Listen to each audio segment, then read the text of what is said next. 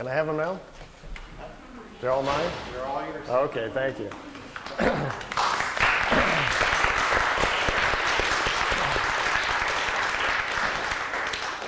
Well, it's nice to be back at Shift with all you fringe people. I kind of enjoy that. I never knew exactly what Shift stood for, so now that I know that it's fringe folks, I feel right at home. I got in, someone asked me a while ago how I got involved in UFOs and what was the interest, and I had to, my mind kind of jumped back real fast. I was standing on the Great Wall of China. Anybody had the urge just to go roam in China and so forth? I was in China wondering what was on down the road, followed the wall for a while, wound up going west to Xi'an and out western China. And as you keep searching for things in life, your questions get bigger. You go out there like to solve a few things like, who am I, how do I fit into the scheme of all this, and then you find out that every time you cross a border, somebody's got a whole new set of answers, knows everything about it, and thinks that they have all the answers. So you cross another border and almost have to start all over again. So there was the journey out through China into Tibet and down to Japan and over into Egypt and so forth. And after running through a few countries, I had heard that there was a gentleman in Switzerland who apparently was having contacts and conversations, if you will, with someone from another planet. And I thought, oh, here's some good stuff. Let's go check that one out. So I saw the pictures, these beautiful, clear daytime pictures of these craft that were supposed to be from another planet. And it occurred to me, if someone was really visiting us from another planet and they were human and we could speak to them, imagine what we could learn from these guys. So I set off to go to Switzerland. Got there, and there was a farmer that lived there named Edward Albert Meier. Most people called him Billy. Turns out he got the nickname Billy because he likes, like a lot of people in Europe, they like to watch our Western movies. And he was very fond of Billy the Kid and used to carry a gun with him and kind of saw himself as a cowboy type. So he got the nickname Billy, and people started calling him Billy. Most of all the people who know him, though, call him Eddie because his real name is Edward. So I got to this little small location up in Switzerland called Schmidruti, which is about 45 minutes outside of Zurich. And I'm looking for this guy's place. It's not on the map anywhere. And I stumble into a little post office. And the postal guy says, well, you found it. This is the Schmidruti post office.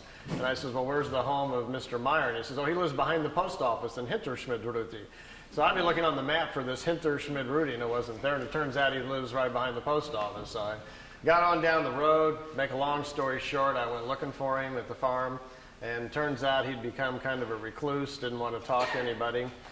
He'd had contacts for several years. The European press had just, done nothing but almost ruined his life through ridicule and drawing attention to him and calling him names and so forth. And so he'd had a very difficult time for a while, and it kind of closed himself off to the outside world.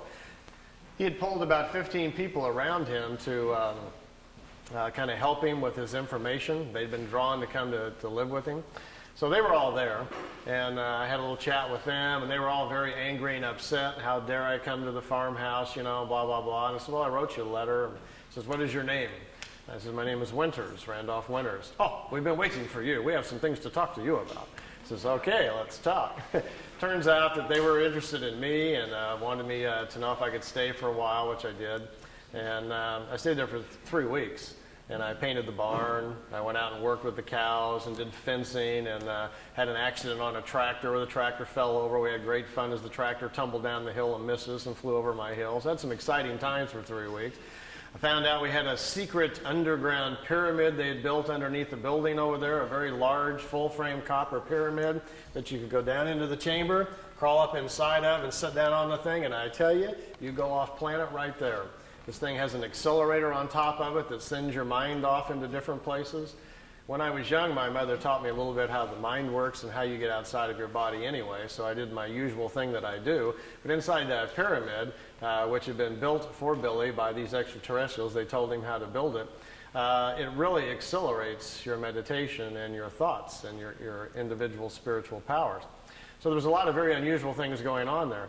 But I didn't get to speak to Billy. He was walking around behind bushes and behind trees, kind of looking at me and watching me, but wouldn't come over and talk to me. So I was told, just leave him alone. When he's ready to talk to you, he will. He doesn't talk to visitors anymore. This was in '86. The last visitor he talked to was like in '84. He didn't. He really wanted to be left alone, so I left him alone. I stayed there the whole 3 weeks. Went back home to Los Angeles. Had to go back to work. Got home a week later. The phone rang. It was the farm back in Switzerland. Billy likes you. It's okay to come back. that great, like I just, got to run right back on Monday or something. So I had to wait a few months, and then I got more and more intrigued. They kept calling me, and so forth. And while I was there, they had given me this stack of notes to read. It turns out the pictures that I had seen, which I'll show you some of them in a few moments, these beautiful, clear pictures of these craft from another world, that was just kind of the end of the situation. As it turns out, Billy was brought to this planet. His spirit was put into the other side, the ring around the planet on purpose. He'd come here thousands of years ago, they said. They pull him into life occasionally. They understand how the other side works and how to pull spirits into body when they want to. Later on, I'll explain it a little bit to you if we have time or if that's something you're interested in. And it turns out that Billy's meetings or contacts had actually started when he was about 5 years old. He started getting these telepathic things and then visions. The voices got stronger and stronger, and when he was 7, the voice told him to walk out into the forest where he lives, the countryside in Switzerland, that someone was coming to meet him. He went out into the countryside to the designated area where he was supposed to go, and he says a pear-shaped object, not a round disc or a wedge or anything like that. It looked like a big pear. Remember, this is a 7-year-old boy reporting what he's seen. To him, it looked like small at the top and came down and came out at the bottom like a pear shape. It was chrome, very bright. Couldn't look at it. It was too bright. And it didn't set on the ground. It floated off the ground. And as he was looking at it, suddenly an elderly-looking gentleman with white hair came walking towards him. He didn't even see how the fellow got out of the craft. Came walking towards him, took his hand and led him back to the ship. Didn't say a word. Went inside of this ship. He was set down into some sort of small chair. There was a device spinning around his head. Still, the man had not said anything. And the device, as it started spinning, he said, then everything came clear. As he was sitting in there, suddenly all of his former lives came to him. Who he was, where he had come from, this other planet where he had come from, came back to him. They were restoring all of his memories from the previous lives that they had worked with him. They were getting him back up to speed so he could make a decision if he wanted to be involved with them again during this lifetime. He says within a few moments, all of the memories came back, and then they open up something very important, which some of you may be working with. You may be aware that there is a language that spirit can communicate with. It's not a spoken language. It is a language of symbols. The Hindus call it the sacred symbols, or combinations thereof. These are images that you portray in your mind's eye during meditation that open up doorways for you into other areas of thought. It also allows you to make connections with older life forms, your higher self, gets into your Akashic or etheric records so you can find out things about yourself and other people. But this is a language that exists in everybody. It's kind of like part of your operating system, but you've never used it. You don't know the files on your hard drive, so you never bother to go looking for it. Well, if they open that up, like they did young Eddie inside the craft that day, and you have full faculty of that language, imagine the things you could go exploring tonight after this meeting if you understood that language. You'd be very excited to get into a meditative state and use your new language to communicate suddenly with other life forms, people on other worlds. You can even communicate with people on the other side if they choose to answer back. So you can do a lot of things and find out a lot of information. And most importantly, you can communicate or send signals directly to creation, the creative source, which is an infinite number of spirit forms just like ourselves, who we all have evolved to the point where they know how to create and run universes, and you sometimes will get answers back. What's the importance of this? This enables you to find truth for yourself. The ultimate learning system. If you have questions about yourself or life and you know the proper symbols and can open the doorways, these things are available to you. Well, imagine Billy, after sitting in this seat at 7 years old, all this comes back to him. All the language comes back to him so they can communicate with him. And then he steps outside of the craft and is sent back home. He's standing in a forest, 7 years old, out in Switzerland. Craft disappears. He goes back home. For the next few years, his education continues. They challenge him to remember things that have happened to him in his past and so forth, all about himself. So he has a very interesting childhood. Now, most of us, when we're 8, 9 years old, we're working on spelling between the lines and figuring out, 4 times 3 and so forth, and doing our painting projects. Billy made it through the 3rd grade.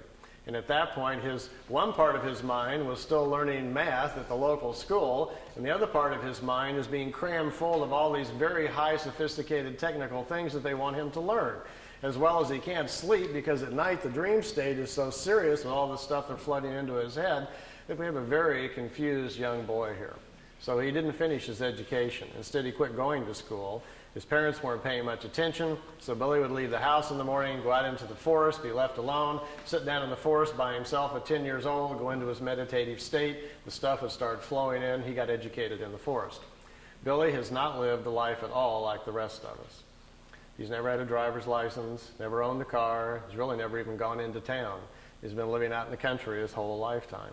Then at the age of 16, something very interesting kind of happened. On his 16th birthday, the voice he's used to hearing all the time, he thought would come in to wish him happy birthday, was getting very familiar with it.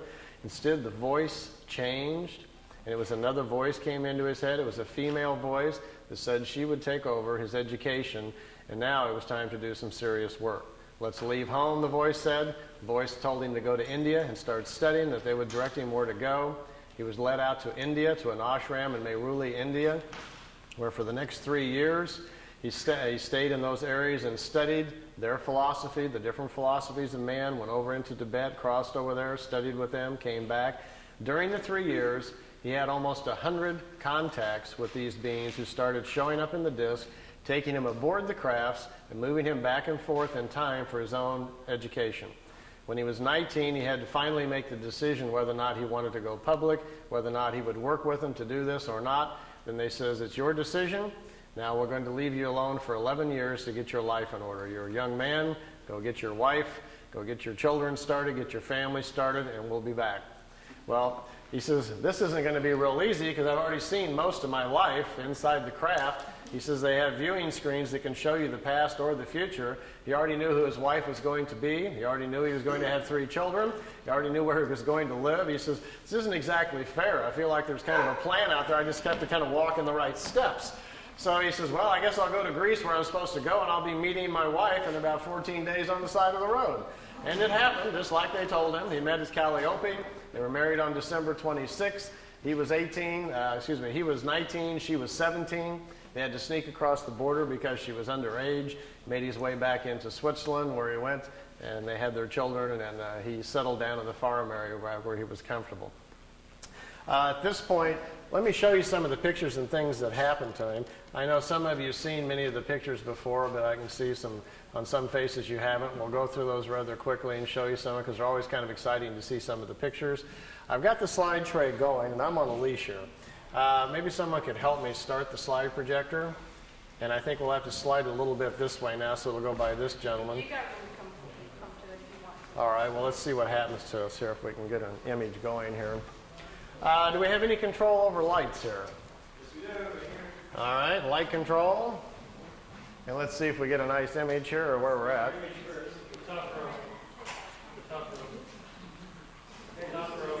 Top row up above. There we go.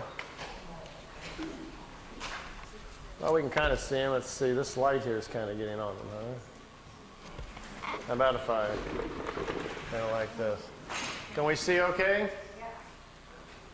Now imagine if your young childhood has been like this and you've been in India and you come back to Switzerland where the rest of us in our normal life are, just getting our jobs and going to college, and instead you hear the voice in your head again. It says it's time to come out and start the meetings again, and the voice tells you to bring your camera this time, we're going public. And you go out to the location they direct you to, this thing flies in, and this is a shot from I think his second or third contact. We're January 1975, out in the middle of the forest area, about an hour east of Zurich, Switzerland, and this dish shows up. Here's one of the older pictures taken in India back in 1956. Meiruli. He's only 19 years old, and they're picking him up in this disc and trying to educate him. This is his home where he lives now in Schmidruti, Switzerland. It's about 7,000 feet up in the hills. I took these. I stayed there for several months in the summer. And every night after dinner, I like to climb up on top of this hill because it's so pretty and just look out over the valley. Do you know I found, well, I kind of lost count, over 15 people in the area and who lived there who have seen the disc, seen them come in by accident. So found 3 people who've driven Billy out to the contacts, watched the crafts come in and pick him up.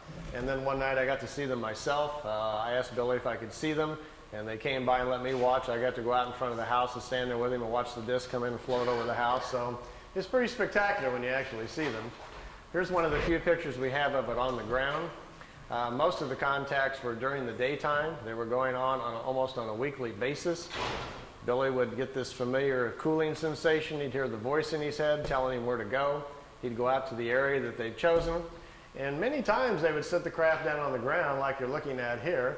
They'd get out of the ship, sit down and chat. I think, to me, one of my most memorable memories of him telling me about the contacts was at the first meeting on January 75. A lady stepped out of one of these crafts, came over and sat down. They talked for an hour and 20 minutes underneath the tree. And Billy asked the lady, he says, "Who are you?" She says, "Well, my name, you can call me, the name that I chose for myself is Semyazi." And she says, "Semyazi, how do you spell that, or what does it mean? Is that a family name?" She says, "No, we don't have family names like you do. We don't pass the names on like you do. We've quit doing that. Instead, we've evolved to a point spiritually where we are more in touch with who we are as a spirit. We understand our incarnation cycles better. So we choose names which the name identifies the path of discovery we are on and the type of education we're working on during this lifetime. And in our language, the sound, Semyazi with a Z, means a woman with half the knowledge of nature. And that's her study. She's trying to solve more of the equations about nature in relationship to man." Well, Billy was trying to make his notes and was trying to write it down phonetically how the name sounded to him. So he wrote it out, S-E-M-Y-A-S-E, Semyazi. So all of his notes, that's what he always called her, but that's how she called herself. She said on that first meeting that they've been watching this for quite a period of time. Their race is quite old. They are descendants of people from the constellation Lyra. And in the constellation Lyra, they say, is the oldest known form or civilization of the human form that we are. They don't know how old it goes back. Their records only go 22 million years, passed down from society to society. In our Milky Way galaxy, originally it is believed that there were 44 million planets similar to Earth, where the human form naturally evolved there on its own. That number has greatly expanded over the past few million years because of the length amount of time. There's been plenty of time for races to develop space travel, move out, and populate other worlds. The ancient Lyrians from the constellation Lyra apparently did this a lot, populated thousands of different worlds, and because of their seeds, we have a large human population, they say, in our galaxy. The history of Earth goes something like this. The ancient Lyrians came here the first time back about 22 million years ago. None of them stayed here. There was human life developing here naturally at the time. They didn't return again for a long period of time. History really picks up about 386,000 years back. At that point when they returned, 144,207 Lyrians came here to hide out from wars that were going on in the constellation Lyra where they lived. You may have heard that number before. It is presumed to be the number of light workers which will restore the earth back to a spiritual path. Well, it apparently refers to these ancient Lyrians who came here to hide out. When they came here, after they'd been here for a short period of time, it was discovered that they were here. They came from the home planets, found them here, took their ships and their technology and stranded them on Earth, leaving them here so they couldn't return back to Lyra. In doing so, all of them lived their lifetimes out, passed over, and their spirits passed into the other side around Earth. They were stuck here.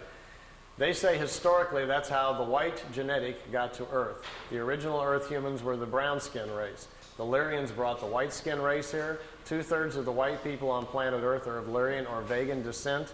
The other third of the white race they're not sure about. It comes from too many different areas. They can't figure it all out. The Asian genetic on Earth is the oldest in incarnation cycles. It's 5 to 7% older, they say, than the rest of the people here on the planet. From Sirius, we had a black race come approximately 20-some thousand years ago, a very highly developed one, brought that genetic here. We have a blue skin race that lives underground. They don't like sunlight. They have a slight blue tint to their skin. They have a large community under France, and there's a large city still in the Gobi Desert where they live. It's a very old race. It's been on Earth almost for 30,000 years. Every now and then, some of them are seen. They come out of the ground in India.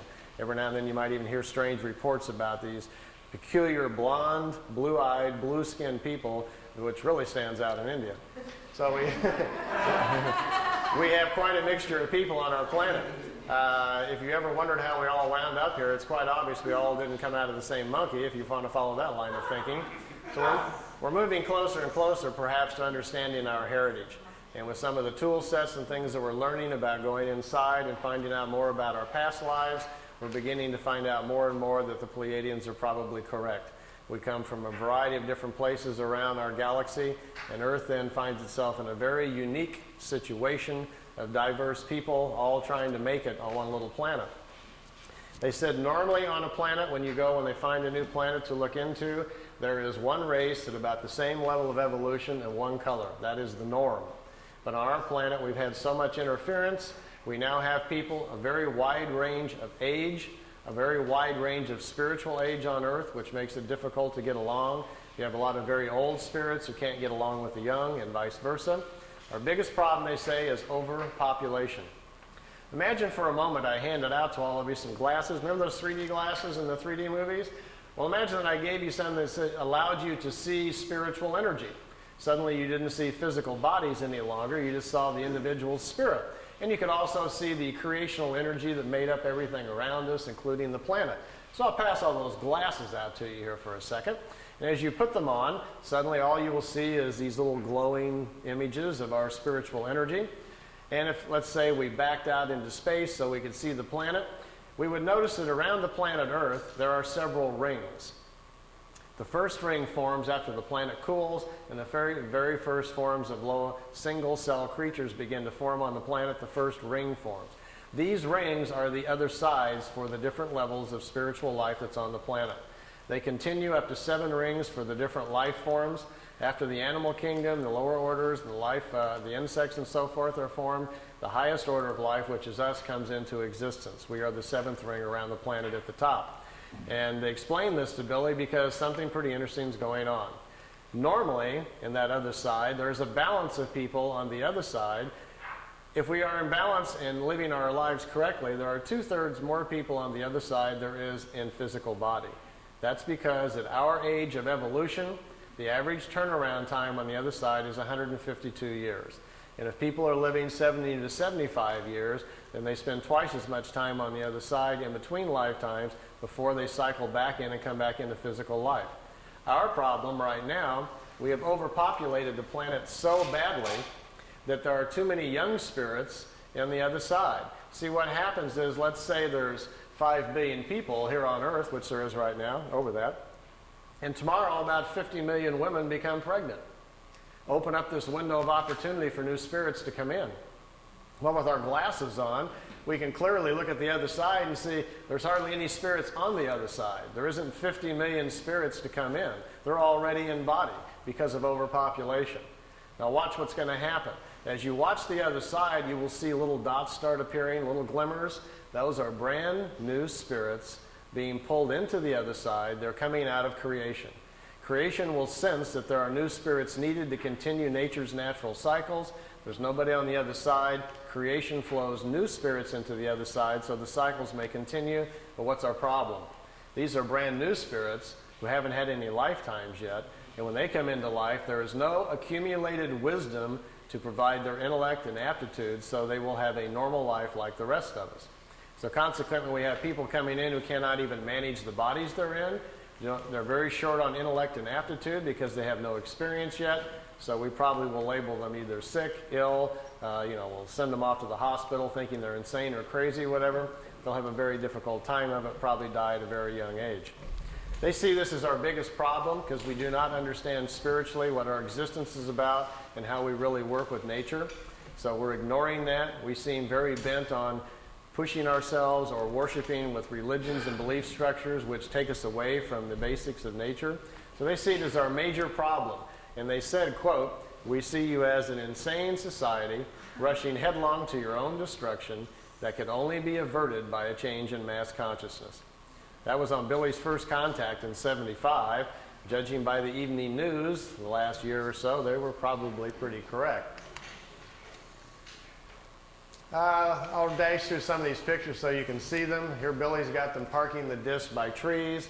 He was constantly being asked if he could put it by known object, get pictures so they could test them out. So he had them parked by trees, fence posts, over lakes, anything that he could. Here he had the craft overhead and he was recording the sound of the ship. so that they could check out the sound to see if there was something about it they could figure out. Didn't turn out to be so. It's a terrible sound anyway. Notice this craft is slightly different, has these unusual edges on it.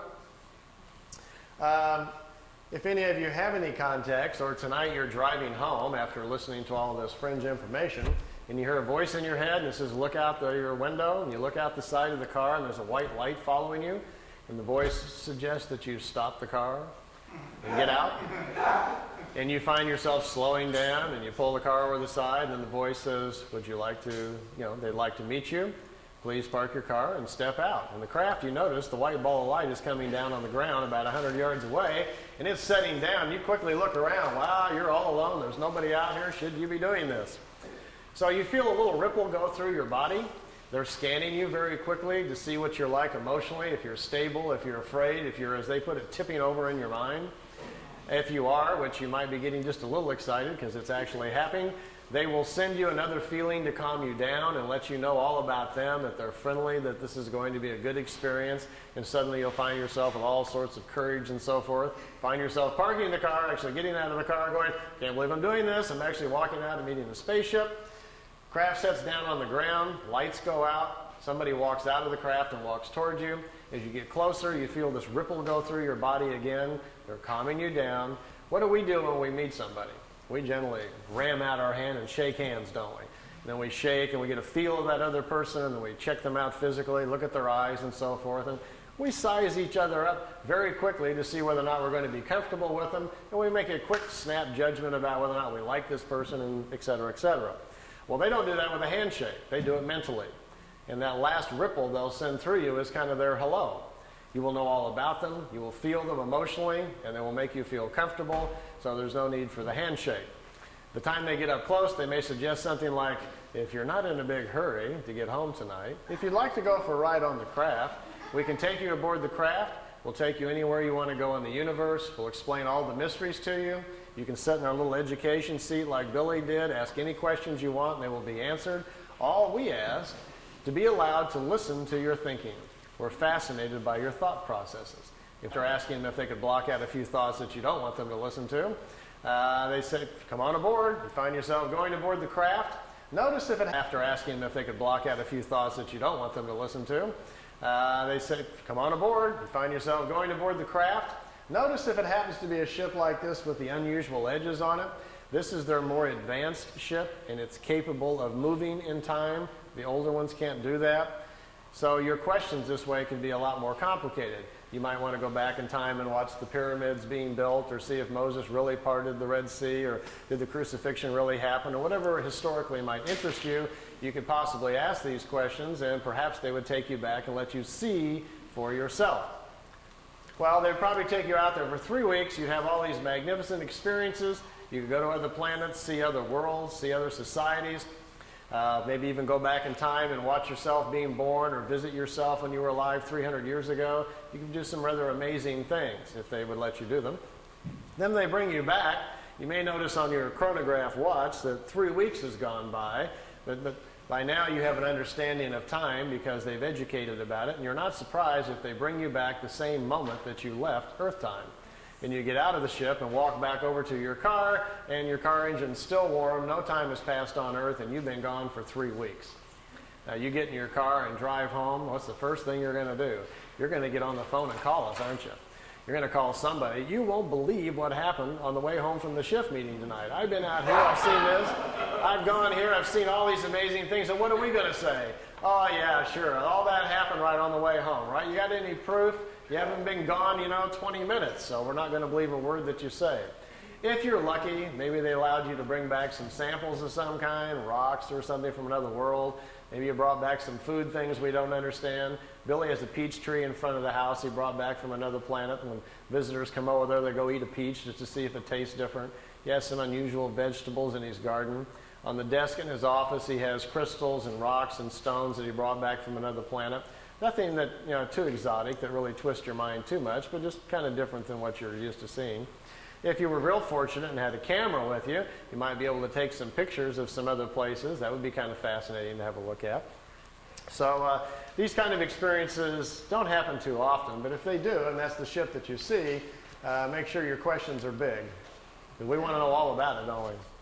This is where we live. This is an artist's drawing of the Milky Way. If you flew in a craft up above the galaxy, notice out here there's a little yellow box on the bottom left there. That's where we live. That's where Earth is. By the way, the Pleiades are only 400 light years away, which means if we got in our Honda and set the speed to 1 light year speed, if we were traveling at the speed of light, it would take theoretically 400 light years for us to get to the Pleiades. But the Pleiades are just right there in the neighborhood. It's 53,000 light years to the center of our galaxy. So we're going to have a very fast ship to get anywhere. Even to get to the Pleiades, who's got 400 years, to get there? If we have time and you're interested, the theory of the crafts, how they work, how they dematerialize them, and how the power system works. If we have a chance later, and if that's somebody you want to know, I can draw that out for you and show a little bit about how they're designed, if that's something you're interested in.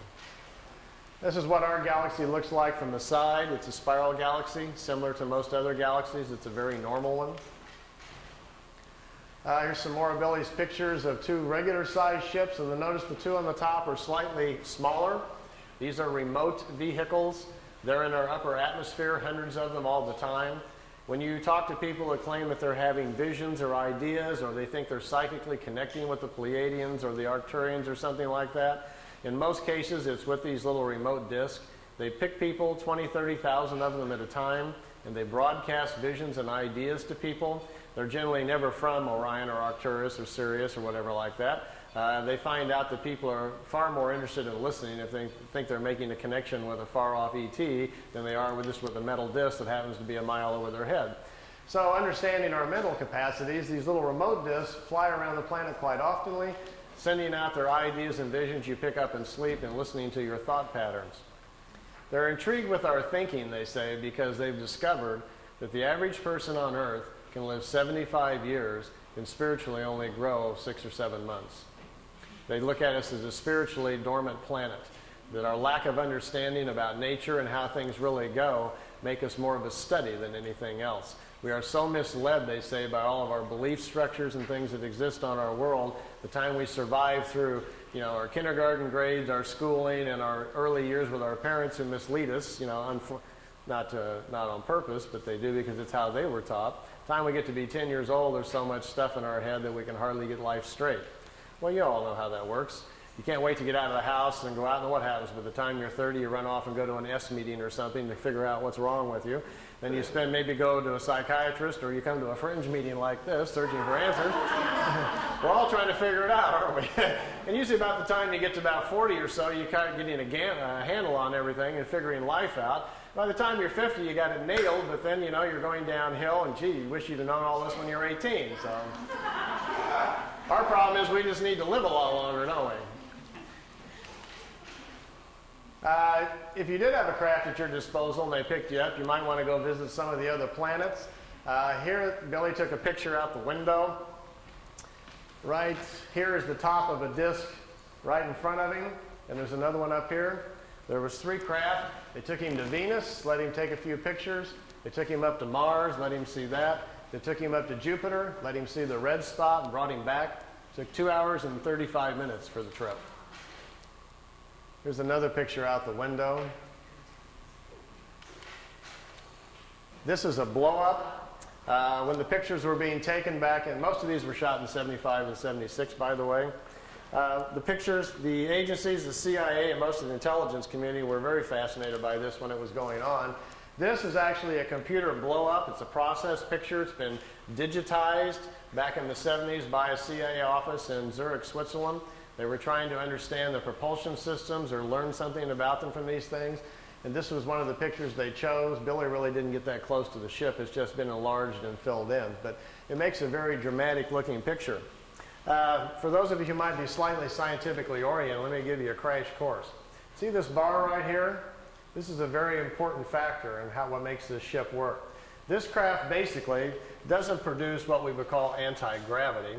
All matter is comprised of atoms. Follow me on this. It has electrons and protons. We have electrons spinning around a nucleus, right? So the concept is that anywhere you would go in our atmosphere or in the universe, anywhere you go, there are atoms or subatomic particles that have electrons.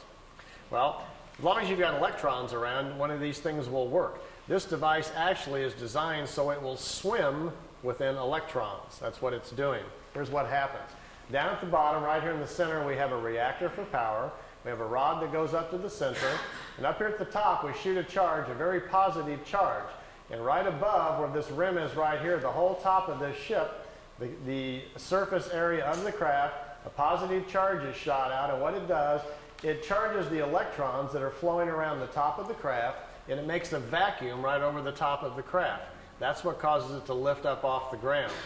Because down in the bottom, out in this area down here, the charge is all different. There's a negative charge put out by the reactor down here. There are 3 capacitors on the bottom, 120 degrees apart. When the capacitors fire, a negative charge goes out the bottom, but the capacitors do not work if the craft is too close to the ground. The planet itself grounds out the charge of the capacitors. So they have to lift it off the ground before they can have the capacitors charged up. So that's the purpose of the vacuum at the top. And this right across here is an interesting kind of metal which separates the positive charge from the negative charge, because the surface of the craft is highly charged by this intense field that's going on.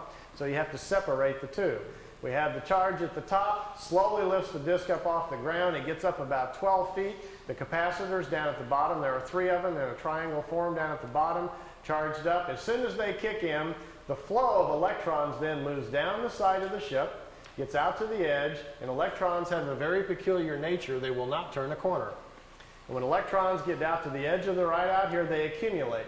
And this accumulation, as soon as the charge gets high enough and they accumulate to a certain point, a field goes all the way around the craft, and that's what you see glowing at night if you see a disk.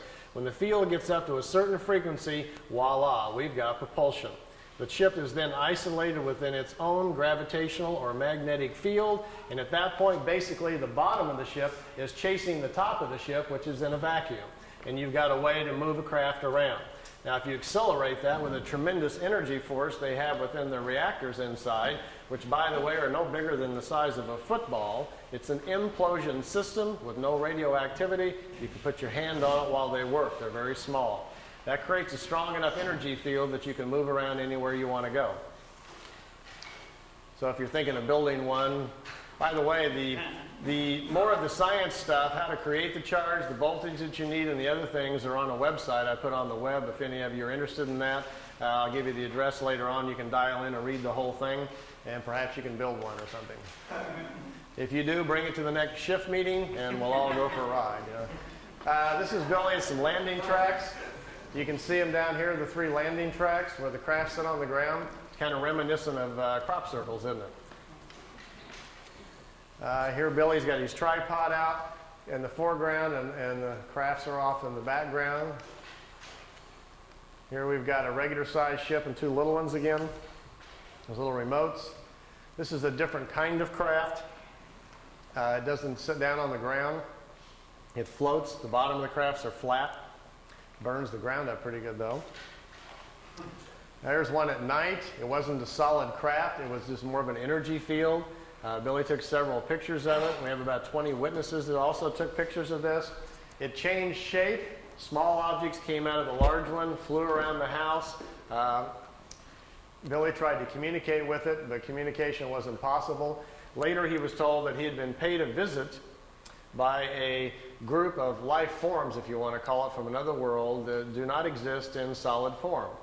That there are many kinds of life in various shapes and forms, and some of them are non-physical.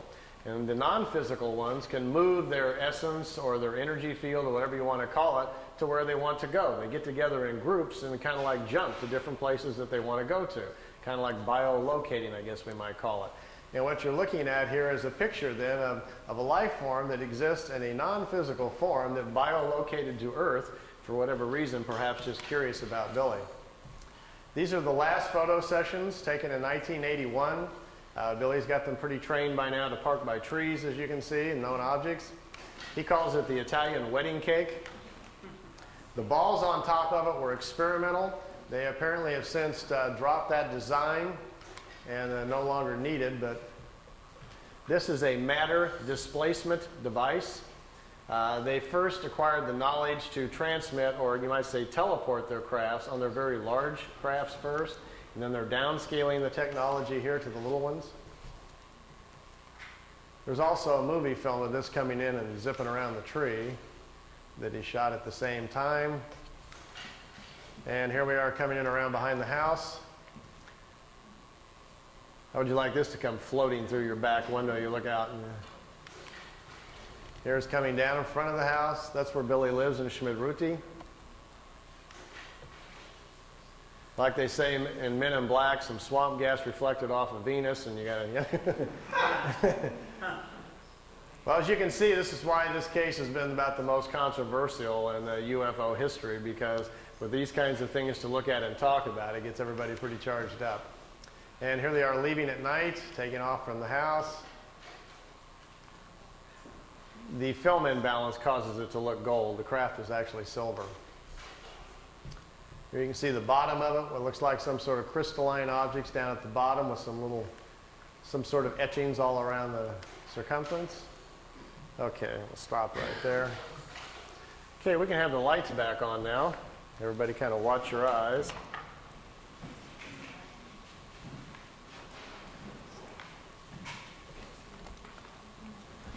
We're back.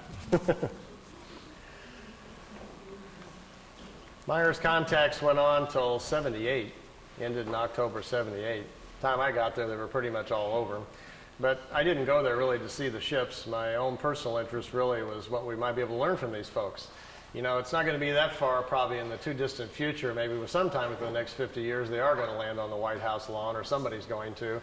And we're going to have open commerce with life forms from other places. We are going to meet the family man in the universe sometime. It's going to happen sometime in the future, probably when, after we've gone through some changes and grown up a little bit and got more responsible as a planet, somebody will probably decide, okay, it's time perhaps to make connection with us. These Pleiadians, anyway, say they're not quite ready to do that and think we're really several hundred years away from that before they are interested in any kind of open commerce. And I asked Billy, I says, why is that? And he says, well, evolution comes into play here. They're a lot older than we are. They're still physical. They still have children like we do. They still have to eat, but not very much. They only sleep perhaps an hour or two out of each 24-day cycle. They don't eat prepared meals any longer. They've extended their lifespan now up to about 1,000 years. So they're living in a much different kind of society, as well as the main difference, he says, is their mental. He says talking to them is like interrupting a monk in the middle of meditation or something. And then you find out the monk has an IQ of 1,000. You don't even know what to say to this person. They're tremendously intellectual. They know what you're thinking before you even hardly get your thoughts together. They are tremendously insightful about our emotions. And they look at us almost, not unkindly so, but almost more like in a lab experiment. Like we might look at, some ants or a horse or something. There's a vast difference between us intellectually and mostly morally. He says they've evolved to a point on their world where they live a lot different than we do. There's this very small population there. There's only around 400 million people on the world. We have 5.5 billion people here. If you've traveled around the world very much at all, this is a pretty crowded place. The planet itself looks like there's nobody on it when you fly up in the air a little bit. But then you go to our cities and we're all just standing on top of each other, aren't we? You'd think we would spread out a little bit and share the space, but of course that's not good for zoning laws or making money, so I guess we won't do that for a period of time. They have no major cities on their planet because, for one, they don't have economics like we do. They don't have government quite like we do either. They have more of kind of a wisdom system where they find the smartest people in certain areas and put them in charge of certain things. What a concept. Perhaps if we did that. Yeah. Remember 2 or 3 weeks ago when they were trying to get us to go bomb Iraq again, and all the signboards were out in front of the White House? Somebody was holding up a sign which really summed it all up for me. It said, "Smart bombs, stupid leaders." And I said, that is the sign of our times right now. They're on the media trying to convince us to go over there and bomb a bunch of people and kill them again, And most of these people that are going to die, we're not at war with these people. They're scrapping for a living over there, trying to feed their children. So that's where we are at as a country. We have smart bombs but stupid leaders. we obviously have to make a few changes here. On their planet, for instance, if you have a Department of Agriculture, we would all get together and find our 10 smartest people about agriculture, and we would put them over here in a building, call it Smart Guys About Agriculture, and we would ask them questions. Well, we don't do that. Instead, we hire smart lawyers from South Carolina who just allocate funds for this and then take it back for that and stick it over here. Our whole government's based on shuffling money around, not about anybody knowing what they're doing up there.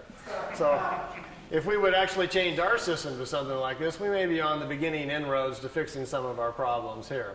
If you go to their world, it's seemingly very, very quiet. There's no cars. It's very peaceful. Billy says the people, for the most part, looks like either they're asleep or they're all in a trance. He says they're very, very mental. They communicate very openly, like in an open consciousness, like an open phone line. And he says there's something going on he didn't understand quite at first. He says, because we're not doing any of this. Imagine that all of us had become mentally so powerful that not only could we listen to each other's thoughts, but we got to the point where we could really honestly tune in with nature and understand it. You could really communicate with a leaf, and you could literally talk to a rabbit as it was walking by you. We were really tuned in with the world we were living in. And then it fell upon us, as the elders of the planet, to do something about a deteriorating environment. And all of us got together, and we knew the answer. We knew if we took part of our mental force and projected it into the atmosphere, we could not only clean it up, but we could put an energy into the atmosphere which would help all the creatures in nature. Everybody would live longer. We wouldn't get sick any longer. Our metabolism would change, and we could control the quality of our physical life. We understood this. So we all sat down one day and said, let's do it. We took hands, we charged our minds up, we got into a higher self as high as we could, and we charged the atmosphere up, and it changed all the life on the planet. People quit getting sick. People quit being emotionally unhappy. It stabilized the planet. The food started changing so that when you ate a small pear or a peach, you no longer got hungry. You didn't need to sleep as much because there's available energy to everyone. Everyone could tune into it to become educated. There was no need for schools. All we had to do was teach our children to sit down and tap into this consciousness, and all of the knowledge of the elders would be available to them. This is how they're living on their world, and they protect this mental environment. They don't let people from other worlds come and interrupt it and upset it. If you and I were to show up there with our cameras and our tape recorders, wanting to, have them stand in front of a tree so we could take their picture, they may accommodate us. But Billy said even when he was there, he continually felt like he had to be quiet, like he was in a church or something, like he knew he was upsetting something going on. He says they don't like a lot of visitors because normally the visitors aren't tuned into what they're doing mentally. And it's looked upon like a virus or a sickness in the atmosphere when lower life forms come to visit. I told Billy, I says, but I thought they'd ask you on a couple of times if you'd like to come back and live there. He says, yeah, you can do that. And I says, well, how would they do that? You being a much younger life form, or even me or somebody else, if we went to live there. I mean, they would let us do that? And they says, well, it's possible. They brought some people there. He says, they might put you in an out-of-the-way area. But he says, they have a way of redoing your thinking. They can fix your brain right up. I said, how do they do that? And he says, oh, it's a thing that happens, and he talks, his English isn't very good. He says, before you're born, when you're inside your mother, he says, between the 8th and the 15th week is when your spirit sends the information to the mother about who's coming in from the other side. And there's a signal, a pulse signal that comes into mom's DNA that says, such and such is coming in, so we need to create a brain network that's strong enough to contain all the accumulated wisdom that's coming in. Now, once the brain is formed with mom's DNA and this new signal that comes in, he says, as the body begins to form, after about the 4th month, he says, when there is commitment, when the spirit is ready to come in and it looks like we've got to go here, we're going to have a full pregnancy, he says, then something happens in the acids in the brain. He says, there's a copy of all of your accumulated wisdom from all of the lifetimes goes into the brain and the acids in the brain. And that's what kickstarts, so to speak, your consciousness, creates your thoughts. That's why one child is so different than another when they come in. You got one that's screaming, wild, yelling, throwing fits. The other one's very quiet and smiling, just wants to watch television. This is what sets up your personality and your character traits when you come in. It's that initial download of your personality as you're flowing forward from lifetime to lifetime. It's your operating system that's coming into play. He says if you were to go to a Pleiadian world, they can transplant the acids in your brain and change you overnight. He says you even get choices, almost like designer choices. What would you like to be like? They can take the acids from other people's minds and so forth and put them into your brain, and it only takes about 24 hours and you are changed. You are, for the most part, it's high-speed injected learning. But he says the trade-off is you're no longer exactly you, because who we are as a personality and as a character is a large reflection of what we know, how we think, and how we act. And all that's going to change very, very quickly overnight. So you would have to be willing to put up with that. You're going to go through some dramatic shifts in personality, as well as your intellect is going to dash forward very quickly. So usually what they do is they kind of like pick out the style that you need. If you're a scientific person, lean that way. If you're a more nature person, whatever it is you might be leaning towards, they can give you these kind of injections, so to speak, slowly over a period of a few weeks and very gently change you into a different person. You get up to their speed mentally. And the nice part, he says, is as soon as you pass over, finish that lifetime, it carries forward. That wisdom carries forward into your spiritual self. They'll teach you how to do it. Then your next lifetime, it sticks. So you've, in effect, kind of taken a shortcut in the evolutionary cycles and skipped a few lifetimes down the road. So there are potential shortcuts. It is quite possible to do that. I think what I'll do here, I've got some movie film too of the crafts flying around, and then I want to do a little drawing and go over some of the mind and spirit things we've learned from them about how levels of consciousness and thinking and so forth. I didn't get to do any of these things the last time I was here, so I thought that might be kind of entertaining tonight. But before we get to that part, any questions you'd like to ask about ships, Pleiadians, landings, anything else? Anybody got a question about anything you want? I'm open to ideas. Hi. Hi. What kind of contact have you heard is still happening, say, in the last year and a half or so? And are you still in contact very much with those? Well, I was there like 86 or 90. Billy's, all these pictures were taken 75 through 78. The last photo session you saw, that last ship was in 81. After that, he has had a few sporadic contacts, but not much of anything. In 80, when I was over there, Billy told me they weren't coming by anymore. He was not having any more contacts. He would have what he called social calls, where every now and then he would feel him in his head, or they'd talk to him in his head. You might see the disc over the house for a few seconds. They would just kind of check in on him. But the organized, ongoing contacts for his education and our benefit were all over. They weren't going to do that any longer. They'd stopped doing that part. While I was there, I did get to see ships a couple of times. In the last 2 or 3 years, the people that live there at the house with Billy say that he's had a couple of more contacts, and they've been written down in notes. I've read them. Frankly, I don't believe them. I don't think they're written by Billy, for one thing. I think people around the house who have more of a vested interest financially are trying to proliferate the contacts. Billy, no one's met Billy. You wouldn't know if he wrote it or he had not. No one would know unless you understood him and his personality and what he's really like. A sad situation has kind of fallen in over in Switzerland. We have a group of 24 people who own the rights to Billy now. They have since 1984. It's an organization called the FIGU. I was a member for 3 years. The FIGU is in charge of all of the information. Billy doesn't read the mail or do anything anymore. He's just not that healthy. They have got into a situation where they have discovered they can make money by selling the information. And now it's $10,000 for a franchise fee if you want to start a FIGU study group, and $680 a year for members to pay dues to mail over to Switzerland. And when they found out they could get into that and money started coming in, things have shifted. So we have a situation where the human element has come into play, and we don't have this warm, cozy little spiritual environment over in Switzerland any longer that used to be there 10, 15 years ago. So it's become kind of a machine now. It almost seriously borders, I hate to use the word cult, but they've gotten so closed-minded about things that it's going that direction. They're no longer open to other people's interpretations. They're mad at everybody, and it isn't a real healthy situation any longer. I kind of gave up communicating a couple of years ago. All I was doing was getting into arguments with people. Either they're mad that I don't come over anymore, or they're mad I wrote a book, or they're mad I'm doing this or that. And it's not why I went there to begin with. I was just a traveler on the road, stopping for my own personal experience and education, much like you go to the pyramids or the Great Wall. You go to benefit yourself and to learn and keep moving on. And they were mad at me for stopping in and moving on. I resigned from the group in 1990. I wasn't mad at anybody. I just didn't want to be part of this group attitude any longer. I started getting nasty phone calls just because I would talk to other people or they didn't want me doing this or that. And I says, this is getting really out of hand. I says, I'm not a follower type.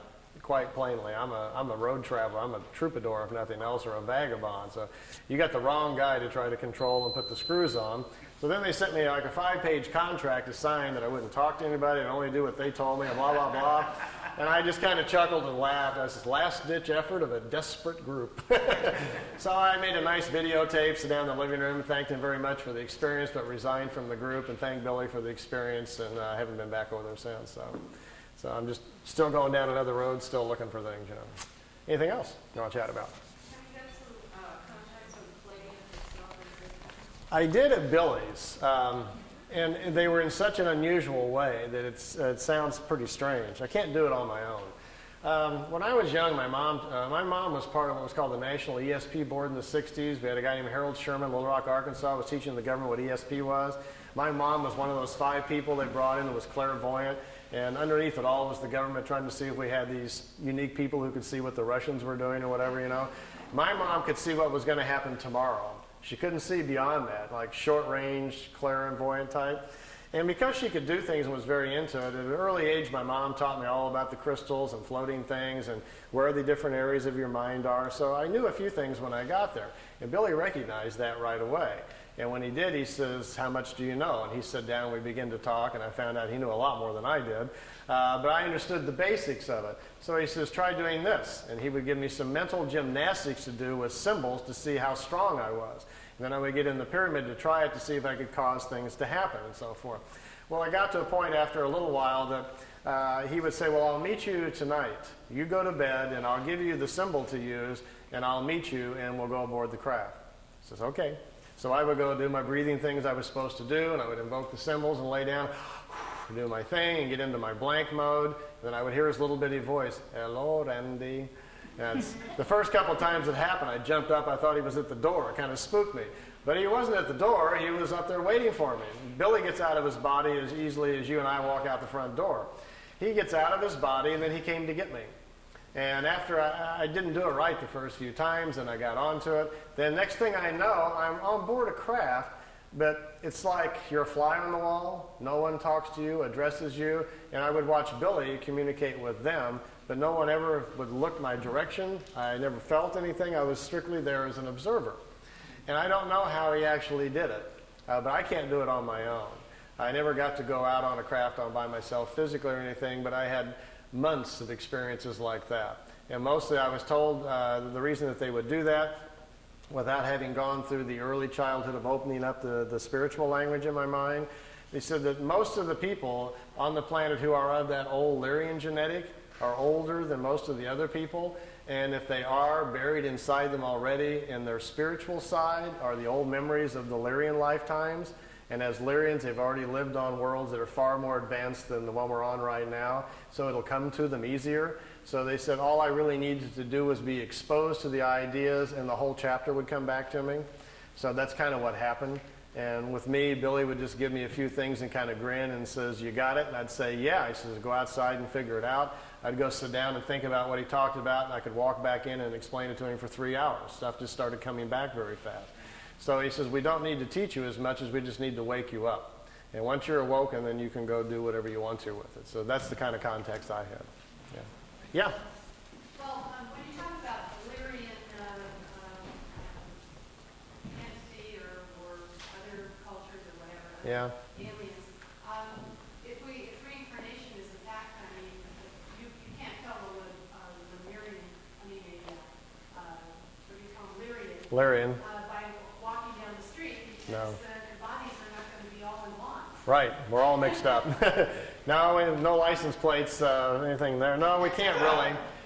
For the most part, the ancient Lyrians, when they first came here, stood out quite a bit. They were 7 to 9 meters tall. They came from different worlds with different atmospheric pressure, so they'd be easily spotted. He says this is what went later on to much of the Greek myth and the folklore about the giants. The Lyrians also are the people who in the past have taken earth people and mixed them with fish and with animals and other things, creating the old stories of mermaids and different things. Those things actually kind of happen. But their bodies, after a few incarnations, will deteriorate down to normal size because of the sun that they're living within. It will come back down. So, no, we can't really. And because we've mixed up 7 or 8 races on Earth that are now even more than ever beginning to intermarry and mix up, there's another big problem, which I'll explain after the break, about how our spirit doesn't go in the right place. We're doing that a lot. We're getting people out of their normal paths where they're not coming in where they're supposed to and when they're supposed to. And that causes problems and puts them within different families where they're out of step and so forth. So there are things that are going on. And I'm going to explain that to you in natural order on the second part here a little bit. Yeah? You get 2 questions. Yeah. Hopping the Atlantic, what's your current feeling on the Florida connections that you've worked a little bit on the past? And if you're still in contact with it or feel good about those connections in Florida, has there been any kind of mental communications that have come through? He's referring to a case I looked into in Miami, Florida a couple of years ago. There was a fellow that came forward, said he was having contacts with the Pleiadians, and had some pretty good pictures. Some of them, the pictures were good. Some of the others looked very homemade. The pictures that I liked, I listened to his story and put a video out called The Miami Contacts, and as things will go sometimes in life, made a little error there. Tape had only been out about 6 months when I discovered that 3 of the pictures at the end were fakes, and that the craft that was supposed to be flying along beside him down the freeway wasn't a craft at all. Instead, it was a blimp from Virgin Lightships in Orlando, Florida. So I kind of stepped in it there. So when I found that out, I confronted him with it, and things didn't go well from there. They went downhill even more. As I found out, the person who helped him put together the videotape he supplied me came forward and said, well, he cut out the strings on the other part and did video effects. Those were fake. As it came down, it looks more and more like the gentleman had 1 or 2 contacts, the early pictures, which I liked to begin with, and I don't think they ever came back. And after that, I think he's taken, like some people will do, to manufacturing them for personal gain or for personal, recognition or whatever. And since I've gotten to that point where I just told him, left it kind of open, says I would love to examine your case more if you can supply, genuine negatives and so forth and proofs we need to really look at the case. But at this point, it looks to me like you're just manufacturing things and make it up. So I'm not wasting any more money on it until, whatever. So I've just kind of left it open, and nothing's happened for the last year or so. Yeah? Yeah, I used to be into making pyramids years ago. I built some rather good size. So I had a 3/4 inch copper pulling pipe and followed many books on it. That pyramid phenomenon, it's supposed to sound very fantastic. Do you have any No pipes over there. size of the plans or what they actually did? The pyramid itself, you can't stand up in it. It's probably this high, and it's solid copper. There's no tubes. It's a solid copper frame. Really, the solid ones are the only thing that really work. The tube ones are very, very mild, and the effect is not very strong. But the dimensions are same as the Great Pyramid, the standard pyramid geometry. It's 4-sided pyramid, just like the Giza Pyramid. The top of it, though, has a little device on it. It's an accelerator that accelerates the mind waves. So when you meditate stronger and deeper, quicker. So you're out of time within seconds. You don't know where you're at, and you're not allowed in it unless you have the buddy system. Somebody has to watch you go in, and the timer's put on, and they watch you. I wasn't that good, but a couple of the people there at the center float when they get in. After about 10 minutes, their bodies get to such a high state, they start twisting, and they're just turning around in the air. And they have to be on a timer to bring them back down. They watch their bodies so they don't fall on their head and things like that. So some of them are quite astute at it, much like the people in the East are at it. The accelerator is no longer there. It was taken from Billy. The Pleiadians took it back. They made it for him and provided it. They took the accelerator back, so it's no longer on the pyramid. But his pyramid's solid copper. So it's solid, all the walls, it has like a little entrance to the Yeah, you go underneath. It's copper, right? Yeah. Yeah, you crawl underneath, and you come up inside of the pyramid and sit down on your little pad and get into position so your head's 2/3 of the way up, the critical spot there where the waves come in. The function of a solid pyramid is to block out the world. See, all of us are broadcasting all the time with our minds, but we're not used to listening to other people's thoughts. Instead, our fields protect us from that so we don't hear it. So my point is that we are living amongst everybody else's broadcast, and plus all the stuff that's in the air all the time, from radios and TV and everything else that's in the air. But you're just not consciously aware that your mind has to defend itself from all these field energies, as well as properties that are moving in the universe. The function of a solid copper pyramid, once you get in, and the reason it's copper, that's the best defense against other kinds of field energies. So you're isolated more, and that's what you're after. By becoming more isolated, your mind then no longer has to defend or protect itself, so to speak, from outside influences, and then can better do its own work. That's the concept. And then if you have an accelerator, you're no longer not only are you not protecting yourself, you're turning up the volume on your own mind. So you just move forward on the evolutionary scale about 1,000 years there, or 1,000 lifetimes very quickly, by suddenly being isolated, having your own field intensified. So there's a whole process Billy puts the people in the group through to learn clarity of thought, power of observation, to see things clearly. He doesn't let anybody in the pyramid who emotionally is out of balance, is prone to fears, anxieties. You have to learn to control all that before you're even allowed in it. So it's a whole system of mind and thought, which I'll go over with you a little bit on the next section. And once that's obtained, then you're allowed to use the pyramid, and then who knows where you're going to go from there. So, yeah. No, I never floated around. I'm not that good. But yeah, over here.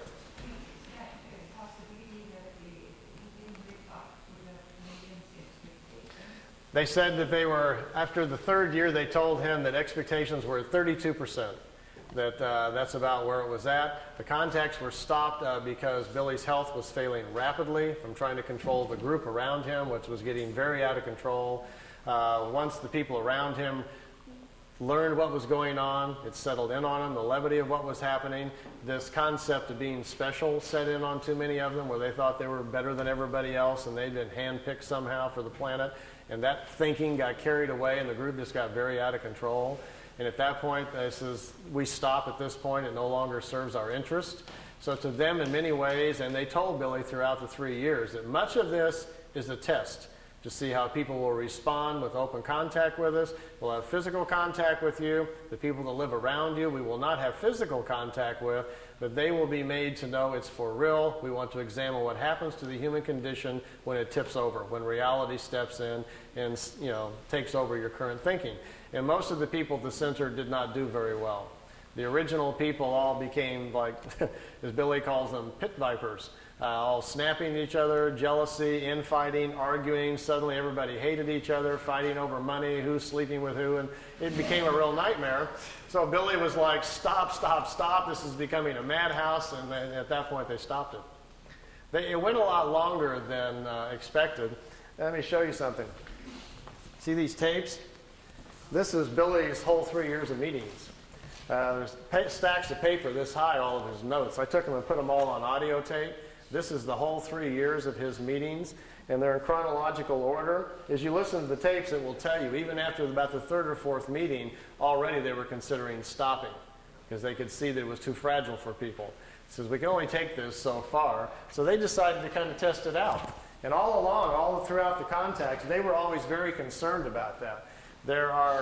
In almost every meeting, they would discuss someone living at the house, how they were thinking. This person is dreaming incorrectly, becoming very fearful. This person is becoming overwhelmed with their ego, and they're starting to get jealous. This person is trying to make the other one look bad. They were studying everybody's human condition. And so to them, it became kind of like a laboratory thing, and Billy was kind of like sitting in the middle. He's got all these 10, 15 people in the house behind him that are going berserko, and then he's trying to keep his cool and get them to keep coming back. I think 4 or 5 times on there, he's literally almost on his knees. Please come back. I want more education. Let's continue. And they kept saying, like, that's enough. It's time to stop. And at the end, on the last contact in October 78, they put him under what they called a probation for a year. If everybody could get themselves together and calm down, they would start them again. But it got worse. Instead, people just went nuts around the house, and Billy says no more, so they didn't come back anymore. Yeah. Those 3 volumes that Wendell Stevens put out, really, translations, how complete or accurate? Wendell Stevens was the original investigator on the case. That's how I found out about it. The notes, Billy's notes, the 1,800 pages of all of his typewritten notes, Wendell has a set and I have a set. And Wendell made the messages from the Pleiades books out of those. Wendell didn't change anything. What Wendell did was leave things out that he didn't think people were really ready to hear, and mostly that was pretty much all the spiritual stuff. Wendell's not comfortable with that. You must remember that Wendell's more of a nuts and bolts, chase the UFO picture kind of guy. So it was his decision just to leave a lot of that out of the books. But from what I've read in him, Wendell didn't make any effort, neither did I, to try to change anything. And we just figured, let the marbles fall wherever they do. My book, The Pleiadian Mission, is a little different. I actually went to Switzerland because Wendell and Lee wouldn't give me all the notes. And so when I was traveling on my next trip, I said, I'll just go to Switzerland and get them myself. So when I did, I was interested in all the stuff that wasn't in the Messages books. Of course, the Messages books weren't all out yet at that point. So what's in mine is pretty much, most of the book is 67%, 60 to 70%, mostly the spiritual stuff, which is what I was particularly interested in. The book isn't about the UFO case. It's about the Pleiadians, how they live, why they came here, all about Earth, our history, what a creation is, what a universe is, all about the incarnation and the cycles and everything. These were the things, the questions that I had, and that's predominantly what's in my book. So your book is your book a summary then of this huge case? yeah, in my words. Yeah. And I think in some ways, not to put Wendell's down at all. I'm a big Wendell fan. I love the guy. But my book is probably more accurate at the things I talk about than his, because Wendell wasn't interested in a lot of those things. Wendell felt obligated to put it out, but didn't care that too much about it. And there's a lot of places in Billy's notes where things are not explained well, and they just didn't get it right. And then later on they fixed it, and Wendell didn't know about that. So Wendell didn't take the effort really to look into things that much because he wasn't that interested in it. Of course, reading the translations are an exercise in masochism. I've got one set of them. I used to make sets of them every now and then for study groups. People, the whole pile of them. Yeah, they were translated by a German student who didn't speak English. So he got a dictionary and transliterated it, just word for word without fixing the grammar. So it's as you read it, after you read the first few pages, that you're about getting a headache trying to figure out where the adjectives are. Why isn't the adjective over here? And we don't speak that way. But then you get used to it. You get a flow after a while, and you kind of look at sentence by sentence, and then you start, reading them a little bit better. So the translations are lousy. The first 3 books of the 18 books I had translated in beautiful English. I paid $2,500 a book to a translator. I was going to do the whole 18 and then put them out on the market. And I just gave up. I couldn't afford it for one thing. And about that point is when I decided to get out of the Figu, so I just gave up. And I had put the whole thing on audio tape, so I figured that was enough. And then I picked out the more interesting parts of all the notes and put it in the Pleiadian mission book and stopped there. It's just too big of a task, to do the whole thing. There's also some other books that Billy didn't give me, but which I read over there. There was 2 more books that Wendell doesn't have and I don't have. There's actually 20 sets of the books. But the last 2, there's very little information from the ETs at all in it. The last 2 are all about the people in the house arguing. All the fighting, people were suing each other. One guy called the sheriff on another guy, and there's somebody sleeping with somebody. It's just a big soap opera, and that's why he never released those. He never gave them to Wendell either. It's a real interesting study of what happens to a small group of people in a remote area when something like this happens to them. They were just overwhelmed with it, and the human condition went crazy. So, now, none of us would do anything like that, I'm sure. But yes, I could write a whole other book just on the soap opera of my life inside the Figu, all the stories and everything. But I'm not so much into the messenger, I'm into the message, so I really wasn't looking at any of that. I went over there for my own self to get educated, and that's all I really paid attention to. Yeah. Well, let's take a little seat break. I see a lot of people squirming. And men's room this way, and ladies' room is that way. And I'll be at the table. He's down and they're punching everything. You might want to squirm around in your seats just a little bit so you can see the TV. I've got a little extra videotape you might kind of enjoy. I mentioned earlier about those of you who on the way home tonight might catch a ride and get to go see a few things. What kind of food? Meier says he never saw them eat anything but like apples and peaches and oranges, just fruits and stuff. They don't eat. He says in their homes there's no kitchens. They don't make meals. He says basically they almost don't eat. Yeah. They would just go nuts at a Jack-in-the-Box, I imagine, He says they kind of munch. He says they don't have to eat very much. They eat very small quantities. And something in their atmosphere controls their metabolism, and they don't get hungry very often. And they don't sleep very much. They sleep like an hour and a half and 2 hours on a 24-hour-a-day cycle. But he says they're in deep REM within a couple of minutes. They just fall out like they're dead. They wake up in about 2 hours. They're totally revitalized. And a lot of them sleep even less than that. So he says they're far more mental. They've gotten to a point with their own evolution where they're more in control of their whole body mentally.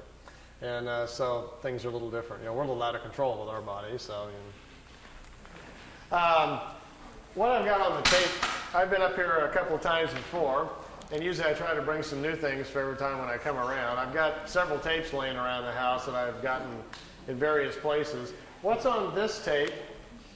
And I wasn't going to show the tape of the other planets and the mothership of Jupiter and the dinosaurs and things, but I had 4 or 5 people ask me at the table, so I think it's on this tape. So we'll start it up and see if it's in the right spot. So I should tell you a little bit about what it is. So, you know, I know this is a fringe group, but I don't want anybody falling off their chairs there. So. Imagine, if you will, that you did get a chance to ride on one of these, and you said, just as a lark, gee, could you take me up and show me some other planets? And they do, and you start seeing satellites and other equipment around Mars and so forth, and start asking questions. And they tell you, well, there are projects going on your own planet that are already going up to the moon and Mars that they're not telling you about. And these satellites you're looking at and this equipment is part of joint efforts by America and Russia in one group, and also the Germans, the technologists who survived World War II and went on their own, are already building communities up there. They're way ahead of everybody else. So there's some stuff up here that you're not seeing on the evening news. So I'm going to show you a couple of those things. As well, at one point, Billy asked if it was possible to go back in time and actually see dinosaurs. He was just kind of goofing to see if it was possible. And they says, well, yeah, it's possible if you would like to do that. So the pictures, there's 4 or 5 pictures on here of dinosaurs and of a prehistoric Earth. Like I tell everybody, I can't tell you if they're real or not. They're just interesting to kind of look at. He says he went back in time to a prehistoric planet, that he actually got out of the ship and saw prehistoric creatures. He got back in the ship with his camera and took some pictures of them. So those should be on here too if I've got the tape anywhere close to the right place. And then I brought with me, which I haven't shown in quite a while, just for you to see. It's a few minutes of the crafts flying in and zipping around a little bit. There's several different segments, and we can look a little bit at that. And then I want to go over some of the mind and spirit things. Last time I was up here, we talked about doing like a workshop on the weekends for people that are interested in more of the spiritual stuff.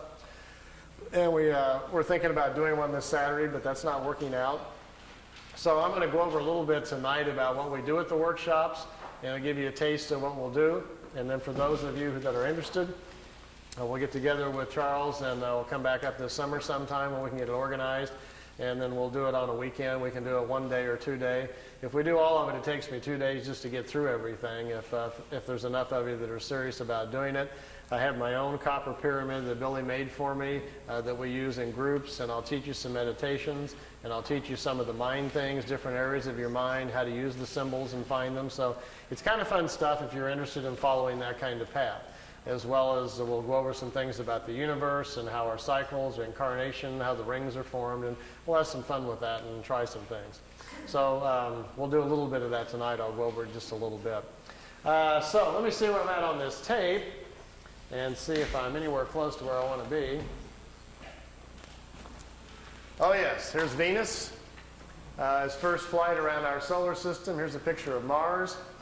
By the way, this is not a professional tape. As you can see, these pictures are in a picture album, and I've just got my camcorder out, and Wendell and I are flipping through the pictures. So this is not a produced tape for you to look at, so it'll probably never be on the market, but at least you get a chance to see some of these pictures. This is Mars just from a different direction with the sun very bright on it. Now, here is Mars, but here's one of these satellites. It's in orbit around Mars, made on Earth, unannounced, and is in orbit. This is the spring of 1976, and this device is in orbit around Mars. I don't know exactly who made it or who put it up there. Here's another one. This is Mars again, and here's the light panels, solar panels, and the satellite equipment in orbit around Mars again. This is a different one. This is a dust storm on Mars. Billy wanted to get close and try to take pictures of artifacts. You've all heard about some of the Sidonoplasma on Mars, about the face on Mars that Richard Hoagland and other people have been looking into. Billy published a paper back in the 70s talking about that. There was a race of people who lived on Mars. They had a terrible catastrophe about 186,000 years back. At the time, there was about 40 million people killed on Mars, and they're all gone now, of course. So there were societies there, and we will find quite a few remains of their civilization once we get up there. Here he's on board one of their large motherships. This is the side or the edge of a saucer that was parked inside as he was walking by it. Here's Jupiter. Here's the mothership in orbit. They're flying into it to go aboard. It was 17 miles high and about 10 miles in diameter. He spent 3 days on it. They went to different places in our galaxy to show him around. This was the craft that was right in front of them as they were flying into it. He took a picture of that one. Here, again, is back at Mars. These aren't in any particular order. Here's another object in orbit around Mars. And look, here's an American flag on it. So there's a couple of things that they put up there that the military's put up that we don't know about.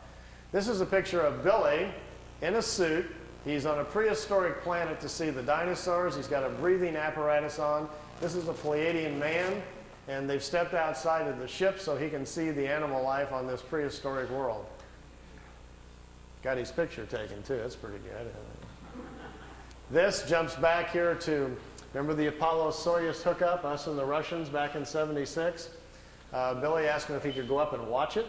They said, okay. They took him up. There's several pictures here of the Apollo-Soyuz hooking up with Earth in the background. Some of the wildest pictures he's got. I mean, just look at the vantage point. The planet's in the background. How else would you get this picture unless you were up there at that particular vantage point? Not a lot of people have that in their photo albums, you know. You can imagine the people at NASA would crack up, you know, if you... They'd probably find it a little hard to believe at first, but they don't have pictures like this. Here it is when it's just hooked up. There's Earth in the background, and here's the two capsules coming together. This is the top of the mothership. There's windows, but there was nobody in the windows as they came into it. We really missed out here. Billy shot, he said, 3 or 4 rolls of film inside the mothership, talking to people and going up and down the halls and so forth. He lost all of the pictures. They were all stolen from him. We've only got 2 or 3 of them left, and they're really practically nothing. This is a prehistoric Earth. They're back in time. That's Earth in the background. That's a moon in front of Earth, and he's looking over the surface of another moon. At that point, they told him there were 2 moons in orbit around planet Earth. We think we're about 60 million years back. Here's another picture over the surface. Neither one of those moons is currently the moon that's in orbit now. The moon that's in our orbit now, they say, has only been there around 5 million years. Look at this one. This is another piece of equipment in orbit around Mars, and it's huge. It's like a space station, and it's in orbit around the planet. It's also from Earth. We haven't heard anything about that, have we?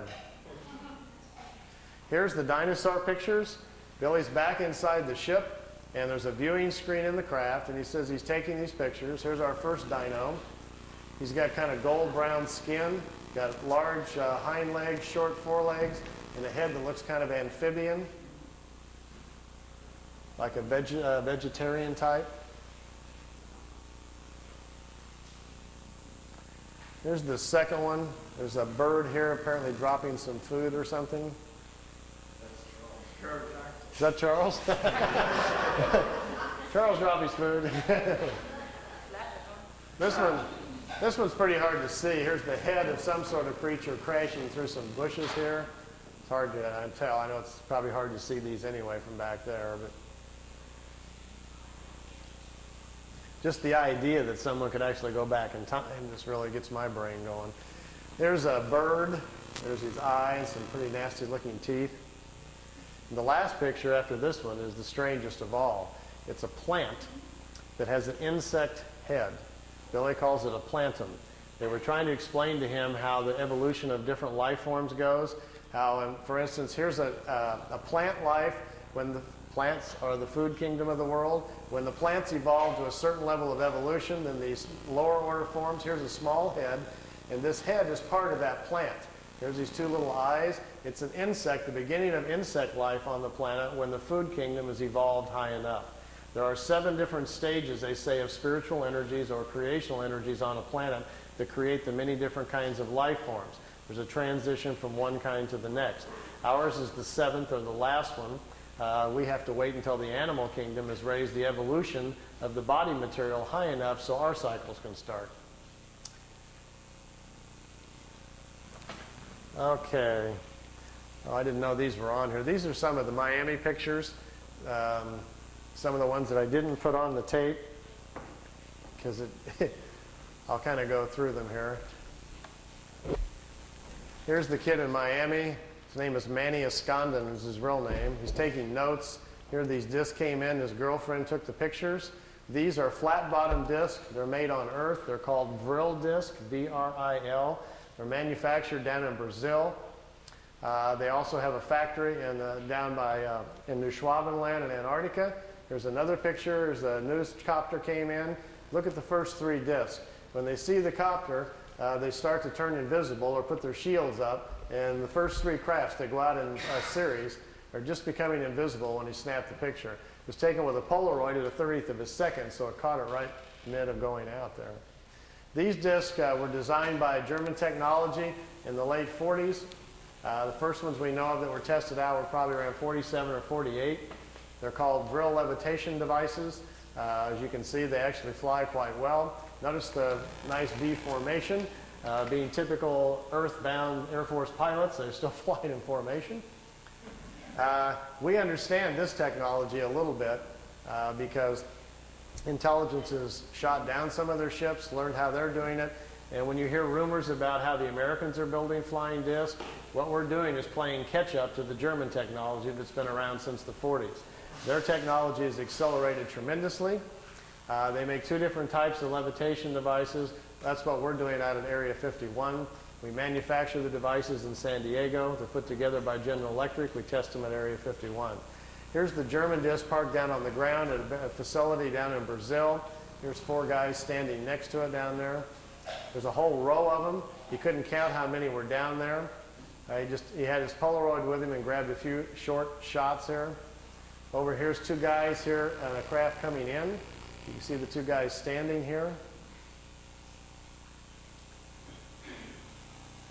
And down here at the bottom, which I know isn't clear, is one of these old bell-shaped crafts. Many of you are probably not familiar, but there was a fellow named George Adamski back in 1962 who claimed to be having contacts with people from Venus. This was the craft he was taking pictures of. George's contacts were real, but he wasn't having contacts with anybody from Venus. The blonde-haired ladies that were inside the craft were actually from Brazil. That's where the crafts were flying out of. They've been making them down there since about 1947. They find it very convenient if they make contact or land somewhere to tell people they're extraterrestrials, and we're very open to it. If they tell them, hi, we're part of a German intelligence group from Brazil, people would freak out. I got my camcorder and I've got my micro lens on here getting as close as I can to this picture. It's a very, very small Polaroid picture that's about that big, and it got wet in the rain. He left it in the windowsill, so I've ironed it and put it on paper so we didn't lose it. And I'm copying it with my macro. Here's the whole picture. Over here is one of the old bell-shaped discs. Here's one in the air. Notice the platforms they're sitting on. There's a guy standing here. There's a guy over here just coming out of this disc. I'm trying to get real close to the bottom of it here so we can see what they're like. This is an area, if you look on a map, I've got a little videotape over there if you're interested in learning more about this information called Space Cities. I've narrowed it down to about within a 200-mile range where this facility is at and what they're doing down there. Here's the guy standing there. The discs sit down on the platforms. Remember earlier I was telling you about how the condensers charge out the bottom to have to charge the field up? If you get too close to the Earth, the charge dissipates because it's grounded. These metal platforms, they sit them down on the platforms, then they can keep the ship charged up. And if they need to take back off right away, they can. They don't have to wait for the ship to charge back up. The platforms charge them up for them, so they can lift right back off. If they would set it down without the platform on the tripod legs, they got to go through the process again of charging the capacitors up, which takes 3 to 4 minutes. So if they're in a hurry to get away, they're in big trouble. These old bell-shaped discs actually have 3 Mercedes-Benz truck engines in them, driving the magnetic field. This was their first design that they made. This was the first ones that the Germans built. These craft here were under consideration, and they were working on them in the end of World War II. When you hear about Hitler's secret weapon at the World War II, if you go back and look at the newspapers, that's what he was talking about. They were in hopes they would get these things up and working, and they would still have a chance then to win the war. Fortunately for all of us, they did not, and we'd all be speaking German today. Interesting side effect, too, once they finally did get them up and working, they made lousy war weapons because the field around them prevents you from dropping bombs or anything out of them. It ignites the bombs. So it took them a while. They don't even have weapons on them for a while, and then they had to come up with other kinds of devices. This was the first pictures I saw from the kid in Florida of his German contacts, and to my knowledge, I still think they're his best and perhaps his only contacts. I think he probably had a couple of contacts from these people. They came, they took him for a ride, it looks like on one or two occasions, and then perhaps they never came back. So we found this situation on several people around the planet, so it's not an uncommon situation. And this is from ET technology, but it was before 47. It wasn't ET, nothing to do with ET. It wasn't. No, just good old German intelligence figured it out.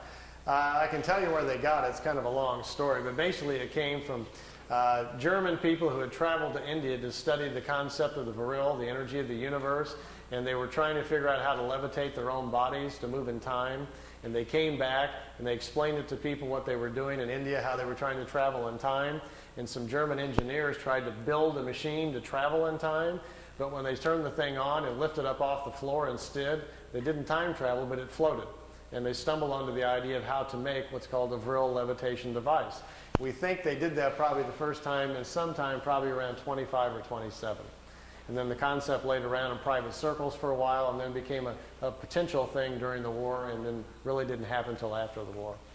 These are Billy's pictures, some of his early movie footage. We got a car going down the highway over here and the trees blowing in the foreground here, and here's the disc. They're trying to show him, just allowing him to take some movie film of the craft. This is a few minutes long, so if you want to ask any other questions, feel free while it's running here. I'll just kind of let it run. You can see they float. The field around the craft that supports it, the ship is kind of in its own self-contained environment, so it floats on the gravitational wave, much like a boat on water. And when they blink out, what is the technology there? They really don't go anywhere. They figured out how to make them invisible to our eyesight by controlling the frequency of the field around the disk. It's just a trick. They set the field up to a certain frequency, it bends reflected light, we can't see it. You and I don't see direct light, we see reflected light. Sun bounces off of me, goes to your eyeball, and you see me.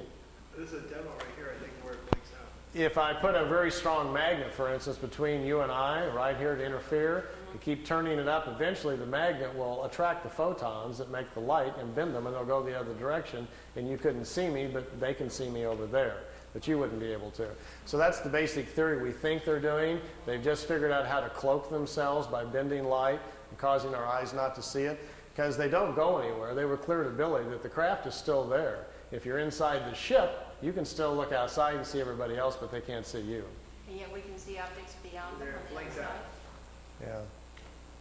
Yeah, they're blinked out, and it'll come back on in a second. Blinks There's in. a Japanese documentary which showed this thing blinking out, and then it showed frame by frame, it showed a green light emanation just before it blinked out. Well, this is from that documentary. Oh, I see. That's where it came from, yeah. Billy shot 9 sections of movie film and gave them to Junichi Yaoi in Japan, and they put together called Beam Ship, the movie footage. Originally it was called, a film came out in Japan called Contact, and then the Contact bombed at the box office. Nobody showed up to watch it. And they previewed it in Kansas City about 1982 or something like that, and people booed the movie. They didn't believe it at all, so they took it off. And so then it came out on videotape like 7, 8 years later, and all this footage was on it, Nobody was too interested in looking at it. See how the craft just kind of floats? Let me move on down because there's several on here. And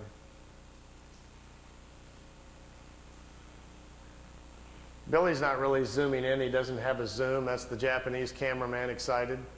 What you're looking at is Billy was in his living room showing this footage on his own movie projector, and the Japanese came over with their video camera in the living room sitting next to him, and they're taping off of his screen. So that's where we get this. Here's another section of it flying in. I'll kind of fast forward through some of these because I think it's kind of long. So, how many ships can you look at, huh? This one's kind of cute because he's walking out in front of his camera, and he's trying to get them to perform some maneuvers, do something sensational for the camera, and they don't understand what he's talking about, and he will eventually get bored and just quit. You know. And there's the craft setting out there, floating out in the background.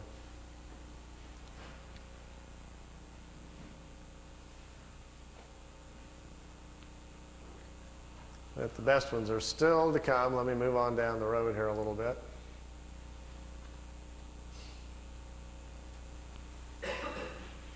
The ones that are made by the Germans or by anyone else on this planet, how far can they go? We're not sure. We think the Germans have pretty much solved the whole problem. From what we understand, they are able even now to, they're going to other worlds. We don't know the distance with which they can go. We don't know for sure whether or not they've figured out how to be interdimensional or not. The ones that we're building are very beginning stages things where the crafts are still taking off with rockets. They get up in the air, they turn the drive on, and then the craft then operates from there. They're not taking off and landing with the drive units. We're a little behind in the technology here. Here's 3 of them out there floating around.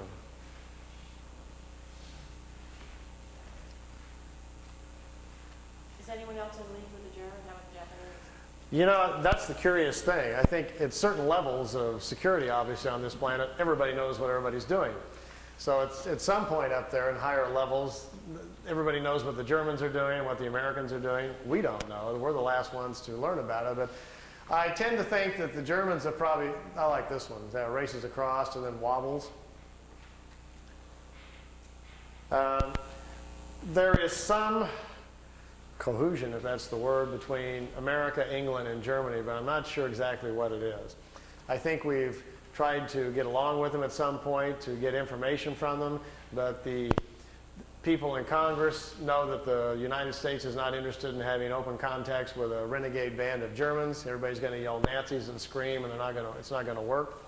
Are we dealing with the Nazis? Apparently not. After the war, they were very fragmented, separated, and went their different ways. The group that's building these discs, apparently, are the ones in Brazil and the other factories over in Tibet. Apparently have gone off planet, met ETs, and become very spiritual oriented on their own quest and don't hang out with the others any longer. So it's not really very clear, but I think in the future that's what's going to unfold, what we're going to find out, what's been going on the last 40 years here on our own planet.